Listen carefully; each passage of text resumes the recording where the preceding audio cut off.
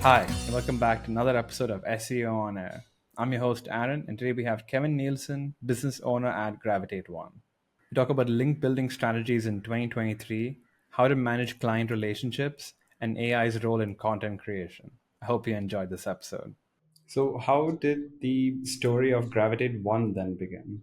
So my trainer at eBay was he became a really good friend of mine. His name was Todd Jensen, and he and I he had since left eBay. I obviously was had been just essentially been let go of my job, and so I just really respected him and thought the world of him, and thought that's somebody I'd want to work together. And so I called him up, and he was really good at SEO. He would talk to us about SEO. He actually helped eBay kind of at the very beginning parts of eBay hone their SEO strategy. And so I called him up. I had a bunch of clients that I knew from Unfopia and eBay, and I called him up and I said, I've got all these clients. They want to work with me, but I want to do this with somebody. And so we decided to create Gravitate One. We, again, a lot of cliche things here, but we started in his basement, his unfinished basement. We both had laptops and internet connections, and we started. And a lot, looking back on those times, it's laughable compared to what we do now and how we go about it and the processes. But we were hungry, and we were a little bit desperate, and sometimes that produces some great things. So it was a interesting time, an enjoyable time, exciting, but we had a good time, and it worked out. I think that saying kind of applies to the situation. Pressure kind of creates diamonds. Yes. Unless you're one of those who kind of cracks under pressure, then try moving to another analogy instead. Right. That's right. That's right. I golf. I golf a lot because I'm in my 40s, and that's what 40-year-olds do, because that's all we can do anymore. But whenever we golf with my little brother, whenever it's like we compete against each other, and whenever it gets down to like I have to make a shot, I usually do better in those situations. So I guess that's a good thing. But I do have a really funny story to tell you about our first project, pretty much our first client we had with Gravitate was a company called AA Callisters, and I knew them from Infopia, the software company. I knew them, and so I said, "Hey, why don't you come over with us? Why don't you? We can build you a website. We can do we can do your SEO." And so they said, "Okay." Well, we outsourced a lot of the design work and the development work, not the design work, but the development work overseas, and it was a disaster. And the night before it was due, we didn't have a website, and so that night we spent all night long. We found a shopping cart, and we already had the design, but Todd he majored in information systems, so he knew how to do the a little bit of coding. I really didn't know what I was doing. I remember at one point I was asking, how do I get the products into the site? Like, I didn't even know how to do that. And so we spent all night long. It was a a legitimate all-nighter, all night long, building the site, and it was duct taped together. But we had to present it at 10 o'clock the next day, and so we got it. Like I said, it was very unstable. Like, if they'd clicked too many links, it would have broken. But it looked good. But I knew that I knew they wouldn't have their merchant processing information. I knew enough to know that they weren't going to have that just sitting on their desktop. And so we had a meeting. We said, okay, it's done, and we presented it, and we were just like, don't click on too many things. And I was like, we can make this live right now. We just need your merchant information. And she was like, oh, I don't have that. And I was like, okay, well, let us know when you have it. We'll make it go live. And so we got off the call, fixed everything the rest of the day, waited for her to give it to us. And she's like, and so she sent us it the next day. So we had a whole nother day to kind of finish everything. But that first project was a disaster for us, but all's well that ends well. It looked good, it functioned, and but yeah, sometimes you just you do what you got to do. and you got to get it done. So we got it done that time. So that's a story that I think back fondly, thinking about how we were way out of our depth, but we figured it out eventually. If I give you a hypothetical, can we then use this company, let's say, and then pretty much answer these questions? Perfect. Yeah. All right. So I will be the owner of Fast Car Company One. Okay. We have like another branch, or we're starting another branch later on, which would be Fast Car Company 2, I guess. But as the owner, I don't really know much about, let's say, digital marketing or SEO, or just basically, I'm very empty-headed, let's say. I just know I want this business and I want to start it off. Okay. Could you, let's say, start off with a few basic elements that I'll probably need to, let's say, create my website? Yeah. So yeah, let's break this down. So obviously you need step one, which you'd be shocked. Maybe you probably wouldn't be shocked, but a lot of times, specifically in this industry, in the auto repair industry, a lot of these guys, the fact that they have to have a website, some of them begrudgingly get a website. So the idea, the important thing to point out is the way that people are going to find you most likely is going to be, yes, there's relationship building. Yes, they're going to find you through word of mouth, and that's really, really important. But a lot of your new customers are going to just find you by Googling, just going on and saying, "Hey, I have an emergency. I have a problem. Who's an auto repair company that's close to me?" And so, in order to make sure that you're showing up on Google, you have to have a website. And so that website has to be look good, because obviously you're going to be taking money from these people, and so you want to set up a certain amount of professionalism with your website. So make sure it looks good. Make sure you have a call to action. When they get there, they know what to do. And a lot of these guys have phone numbers that they track. The majority of their conversions is just through trackable phone numbers. And so, yeah, website looks good, good logo. Talk about the services that you're offering, but really importantly most important thing is to make sure that your website looks professional and has an absolute, like an obvious call to action up there in the header. I was going to say that if I do, let's say, take care of those steps, and someone just mentions to me that, hey, you do have a website, but you've not taken care of the SEO side of it. At this point, would it be better for me to start building up a team in-house to take care of my SEO and website, or should I just reach out to someone? Yeah. So the phrase that I've used with one of the owners of Master Auto Tech is, I say, look, I need to make it fiscally irresponsible for you to bring people in-house, Right. meaning way more cost effective for an SEO team to use a vendor like me to handle that. We've got a full team that can handle these things, as opposed to, and you're paying a small fraction of what you would have to pay to bring somebody in-house to do all of these. I understand the idea of, look, I want to control, I want to have full control, I want to have people in-house to do this. It just is not financially responsible to do it that way. So we would handle that. We have designers, we have developers, we have content writers, we have search engine optimization specialists. We have people that are trained to do this day in and day out, that they stay on top of the stuff constantly, as well as the tools that we pay for, that you don't have to pay for, to track certain things, different reports. And so, it would just be financially just a terrible idea to bring this in-house, to be as candid as possible. All right. So if I do choose to, let's say, go with a vendor, what would you say are, let's say, 3 things I should definitely look out for, or like 3 red flags to check? Yeah. So the first one is, don't ever go with the cheapest option. They're more of somebody just like a churn and burn. I just want to, like you'd mentioned earlier, transactional. Make sure that people are that. So don't always go with the cheapest option, because you usually get what you pay for. The second thing is make sure that it's always good just to get some referrals, some references from the company that you're using. I tend to have I feel comfortable giving my client list to new clients. Like, look, call them all. I talk to them all the time. If they have problems, they've already talked to me about it.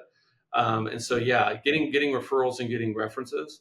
In addition to that, obviously I might be a little biased on this, but how long have they been around? I mean, we've been around for a very long time, and if someone's been around a long time, there's a reason why they've been around for a long time. So those are kind of three things that I would focus on. Don't go for the cheapest. Don't go for someone that's brand new, and don't go with somebody who won't give you referrals or references. So now that I've, let's say, found a good vendor, if they've approached me saying that, hey, to actually kind of boost your website, we will need some backlinks for it. Okay. Could you tell us at least what would be your understanding of backlinks in 2023, and if there's a good strategy to kind of go with it in comparison to this car repair shop? Yeah, so link building is something that I say is the difference between a mediocre or a subpar search engine optimization company and a good one. So a lot of times people are like, I don't deal with that anymore. It's too complicated. It's too difficult. And the reason is because it is difficult and it takes time and it takes effort. So the way that we go about it is just full transparency. Ours is content based. So obviously you've heard the phrase "content is king," and so we write content for other websites. It's not branded, meaning it's not branded for the client. It's very generic, but it's very well written. It's a very well written article because we need to provide.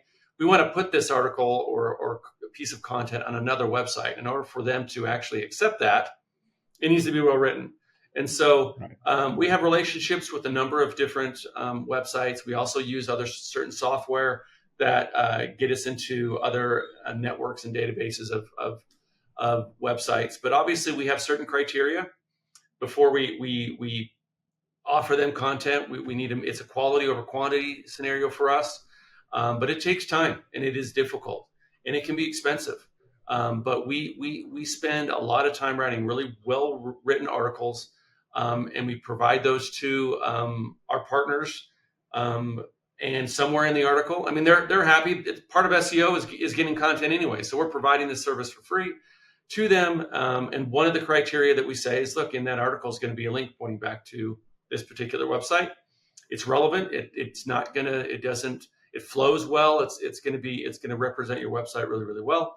But one of the criteria to us giving you free content is there's a link in there, and we provide the article to our client as well as the link, so they can go and check it and see. Most don't, but some can. So again, we're very, very transparent on that process. When it comes to, let's say, handing that off to a vendor, is there, let's say, a time period of when you kind of start it off and when you kind of see the results?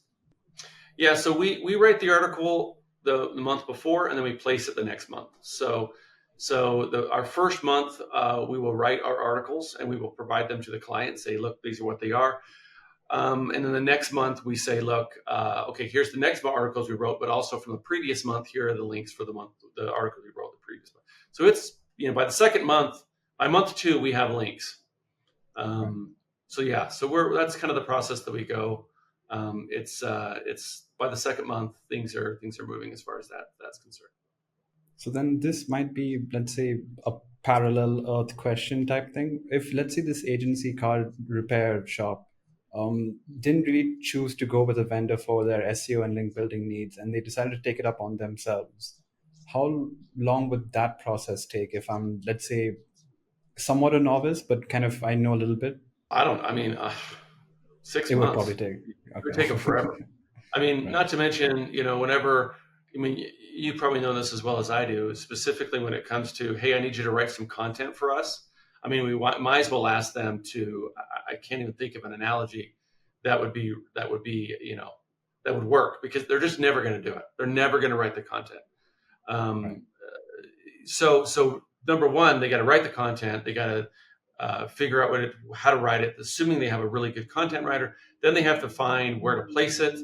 And then there's relations, just the process there. It's just very inefficient for someone to do that in-house. They just can't do it. I mean, a lot of them think they can because they're like, oh, I've got a bunch of, vendors and other people that I can ask them to put our link on their website. It's just not going to happen.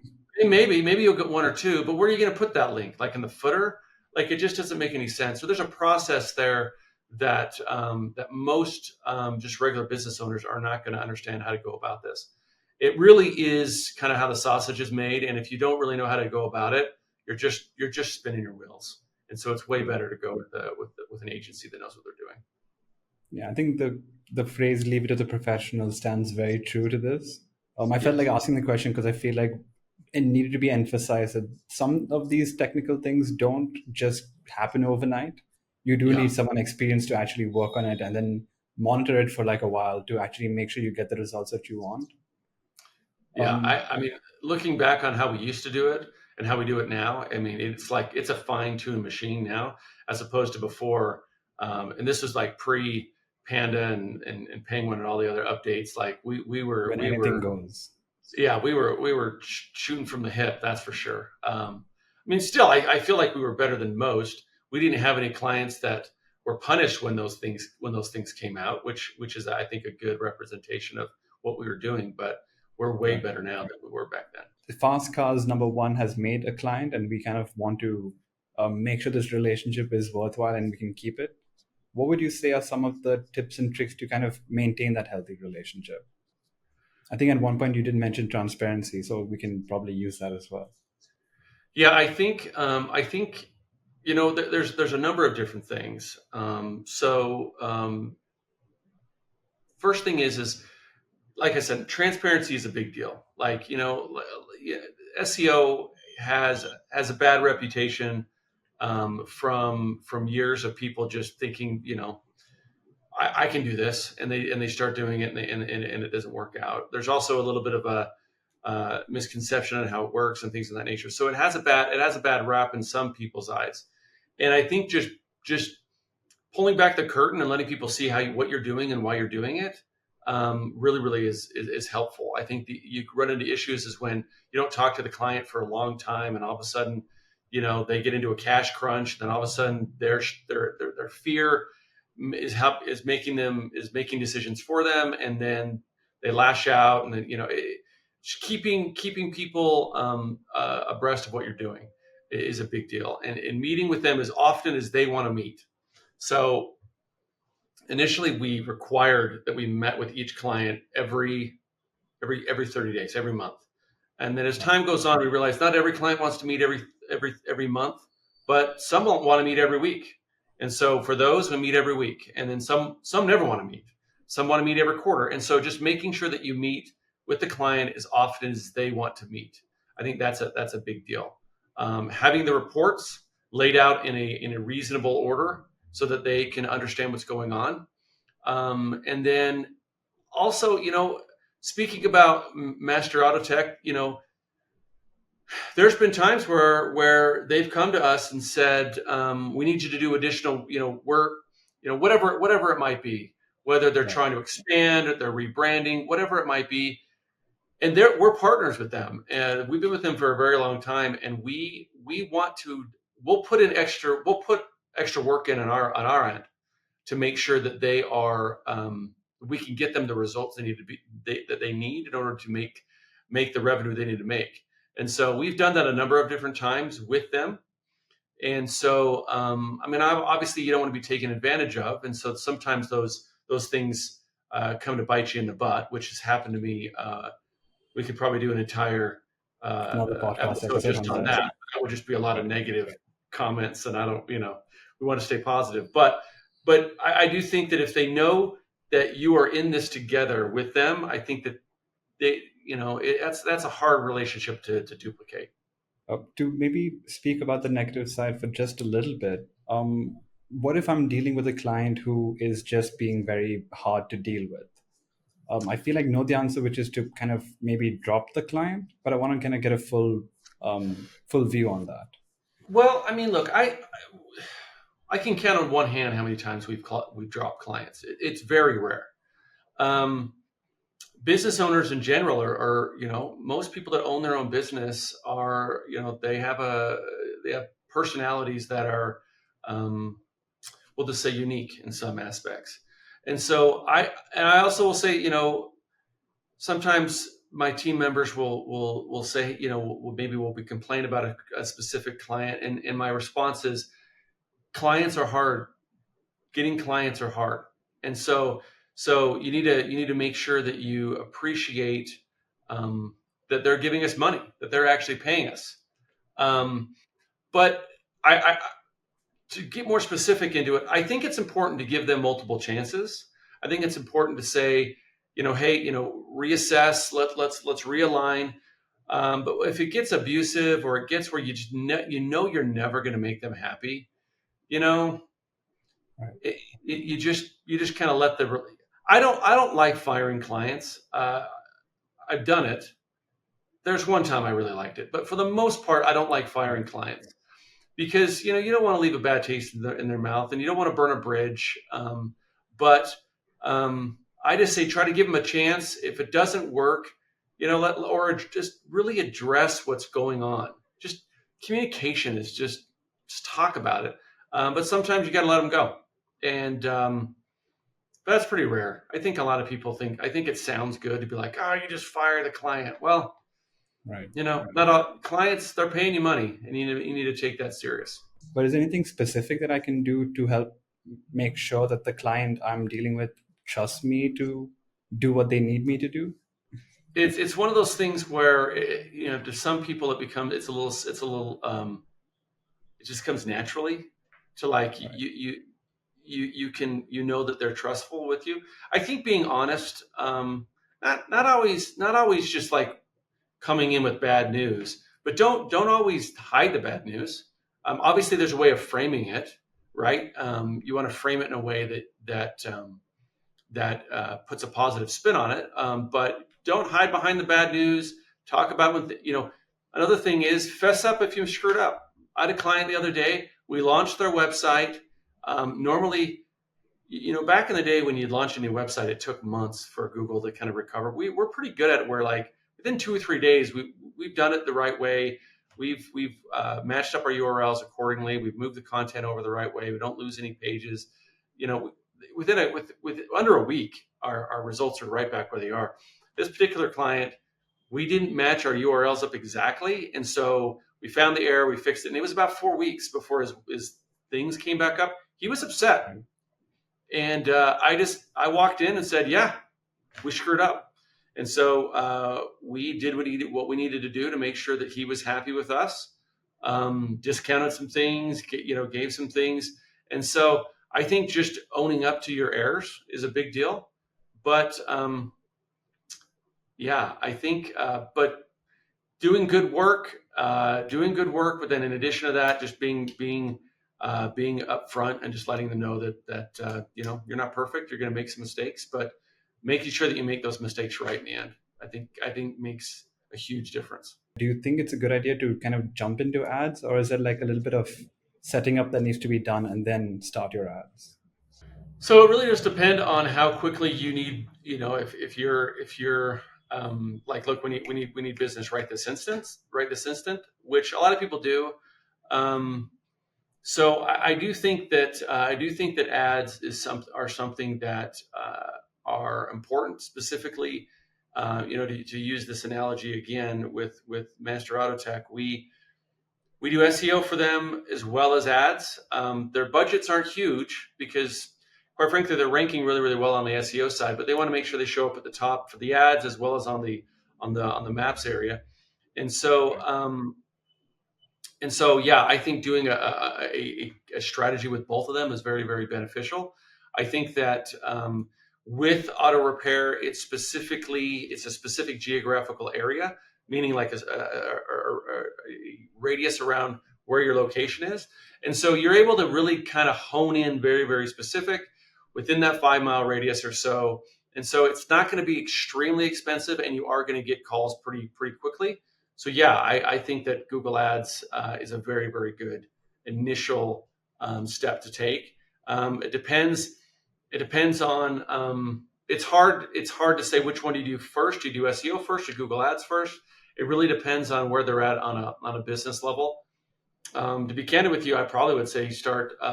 If you can do both, great. If all things are both fantastically, that's a fantastic scenario. But if you can't, I would say start with your ads. Get them moving, as long as the website's done appropriately. And then you can get some revenue in. And at that point, now we can throw some budget towards the SEO.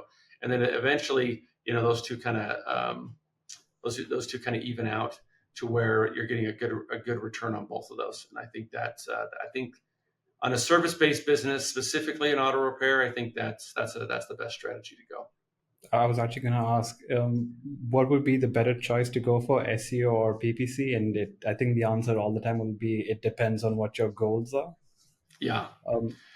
It also depends on your financial situation, right? Like if you can do both, do both. Like I always try to just get even a small SEO budget out of the beginning, just because optimizing that site and getting things in a good way where, maybe it's only a small $500 a month SEO budget. You're not going to see results with that, most likely on a like a ranking perspective. I mean, you are, but not. Right. You're trying to get the foundation set up. So when they can kick it up to a regular budget, okay, within a couple of months, okay, yeah, we've already laid all that groundwork, and so now we're off to the races. So I always try to get just a small SEO budget, and we do have clients that like, yeah, I don't want to do the SEO anymore. Let's just focus on the ads, and it's just a bad strategy. SEO is always your best return on investment over long term. And I'm sure that's an absolute statement. So I'm sure people will maybe try to poke holes in that. But what I have seen over my last 16 years, SEO, if you have the stomach to keep doing it, you're going to get the best ROI out of that. The client is already typing the phrase in. We could debate on what percentage of they click on the ads and what they click on the organic side. But we all can agree it's more on the organic side than the ads. So you're talking about clients that are way down the purchasing process. They're more confident in clicking on an organic response. SEO is the best ROI long term. So just keep feeding that beast. The analogy I use is it's like watering your lawn. Just keep watering the lawn. You can't throw it all out. You can't throw all the water on in March and think that it's going to be good enough for the whole season. You have to do a strategic system where you're doing it over time and just keep doing it, because over time you're going to make money on it.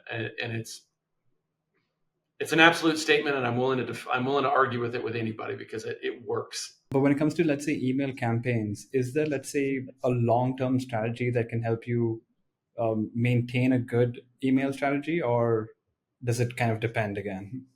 Yeah, I mean, I would say there is a pretty standard long-term strategy. You need to continually harvest emails. Getting your email list is something that's important to continually do. I don't think a lot of clients do it. I think we all hate spam, right? Spam email, and so it kind of has a little bit of a bad taste in people's mouth. But I think if you're serious about a long-term strategy and getting in on harvesting emails, and then emails are wonderful because they're so trackable. Like you send out, I mean, for easy math, we send out 1,000 emails. Okay, well, we can look at that and say how many people actually opened it. So you get your open rate, and then after that, you can say, okay, how many people clicked on it? So it's like, okay, 50% open rate. So all right, now we have 500 people. Okay, well, of those, only 10% clicked on it. Okay, so 50 people clicked on this. Okay, so of those, how many people converted? So you can just track it all the way down, all the way through it. And as opposed to some of the other marketing avenues, yes, they're very trackable as well, but email is just so much easier because it feels like they're in their own little bubble, and you can really say, I sent out this many emails, this many people clicked on it, this how many people converted or opened it, clicked, and converted. It's one of those marketing avenues that if you do it correctly, it'll never stop. I mean, but the problem is it's doing it correctly, right? And that's one of the hard things to do. And we've struggled with. Most people don't want to spend a ton of money on email marketing. They're like, okay, we'll spend a little bit of money on it. They'd rather go on ads and things of that nature. But the truth is, you have to set up. Sometimes you have to set up a campaign to make it so you're getting the emails, and then you have to set up a campaign that says, okay, well, I have to have someone design the email as well as do all the content for that, and then you got to have somebody go through and look at it and say, okay, is this converting and all those things. So there is a process. I don't think people spend enough on emails, and take it as seriously as they should. The other thing is how much can an email be designed? Like if I look at all my different emails that I get, I'm pretty diligent on eliminating spam in my email because I don't like getting emails that I don't want to see. Right. So I'm constantly looking at so that the emails that I'm getting are ones that I really subscribe to. And whether it's like the Delta email I get or a Google store where they send me, things, or Best Buy or whatever it might be, I look at that email and how well is that designed? How much design went into that? How much is images? How much is text? And that's a hard balance. You've all seen those emails that you're like, this is a beautiful email, but then there's going to be some email clients that are going to spam those out, and so it is a balance. We've gone through our struggles on how much we should design and how much we should just spend a lot of time designing minimal emails, and how well they convert. But email is important. I wish more clients spent more time doing it. It can get very the strategies can get very complex, and most of them just don't. They don't spend as much time as they should. As let's say for the hypothetical, as Yeah. the car repair service owner, I'm not too sure whether or not I would need email marketing. So is, let's say, email marketing a solution for most businesses, or are there some businesses that might not really need it as a priority? Well, let's talk about the auto repair because that one it would be a good solution to have an email campaign, but it would be complex, right? Because Right. oil changes. Okay, well, every 3 months or whatever, you send an email. It's time for your oil change. You could customize these things. Beginning of the summer, hey, have you got your air conditioning serviced? Tires. There's so many different things that you can set up on a campaign to let people know, hey, it's time. Just to remind them to say, hey, maybe it's time to go look at these things. And so, yeah, email is it's one of those things that I buy a lot of Kind of things. works for everyone. Yeah, so it does work for a lot of different people, but it has to be done. Again, you don't want to make people upset. So it has to be done tactfully, tastefully, and professionally. But as I'm sitting here talking about it, I'm complaining that clients don't do it enough. Well, honestly, as us agency owners, it's probably on us to show the return, and show that it can be done at a very at a really high return. But there's a little bit like SEO where there's a little bit of investment that needs to go on in order to get those email lists. So I think a lot of time that's what kind of holds us back. At least that's speaking for me personally. This might be a subtle plug, but if I did need help with email marketing, can I reach out to places like Gravitate One? Yeah, absolutely. I mean, we love doing emails. It's one of those things that it's emails are like a puzzle where if you do it correctly and you got to do the different elements and you do it well, yeah, it's very successful. And we would love to help anybody that's looking for some help with their email campaigns.